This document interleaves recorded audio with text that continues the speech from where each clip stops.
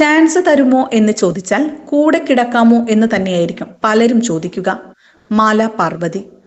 ഓഡീഷനിൽ മികച്ച പെർഫോമൻസ് കാഴ്ചവെക്കാത്തവർ വീണ്ടും സിനിമയിലേക്ക് ചാൻസ് ചോദിച്ചാൽ കൂടെ കിടക്കാമോ എന്ന് തന്നെയായിരിക്കും പലരും ചോദിക്കുകയെന്ന് നടി മാല പാർവതി.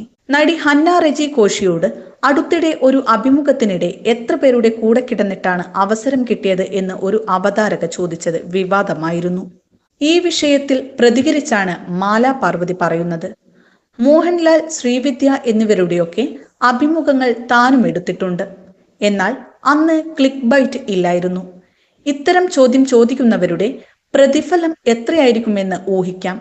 അങ്ങനെയുള്ളപ്പോൾ നിങ്ങൾ കൂടെ കിടന്നിട്ടാണോ സിനിമ കിട്ടുന്നതെന്ന് ചോദിക്കുമ്പോൾ ഇങ്ങനെ വേണം ഇനി ഇന്റർവ്യൂ എടുക്കാനെന്ന് ഞാനും പഠിക്കുകയാണ്. അവരെ തിരുത്താൻ പോയിട്ട് കാര്യമില്ല, ഇതാണല്ലേ ട്രെൻഡ് എന്ന് പറയേണ്ടി വരും. പിന്നെ ആ കുട്ടി ഇന്റർവ്യൂവിന് ശേഷം പറഞ്ഞ ചില കാര്യങ്ങളുണ്ട്. താൻ പലയിടത്ത് പോയപ്പോഴും കൂടെ കിടക്കാമോ എന്നൊക്കെയുള്ള ചോദ്യങ്ങൾ ഉണ്ടായിട്ടുണ്ട്. അപ്പോൾ സ്വാഭാവികമായിട്ടും എല്ലാവർക്കും അങ്ങനെയുള്ള അനുഭവം ഉണ്ടായിട്ടുണ്ടാവുമല്ലോ എന്ന്. അത് 100% ശരിയായ കാര്യമാണ്. നമുക്ക് ആ പണി അറിയണം. ഇല്ലെങ്കിൽ കൂടെ കിടക്കാമോ എന്ന് ആളുകൾ ചോദിക്കും. നമ്മളൊരു ഓഡീഷന് പങ്കെടുത്തിട്ട് ആവറേജ് പെർഫോമൻസ് ആണ് കാഴ്ചവെച്ചതെന്ന് വിചാരിക്കുക.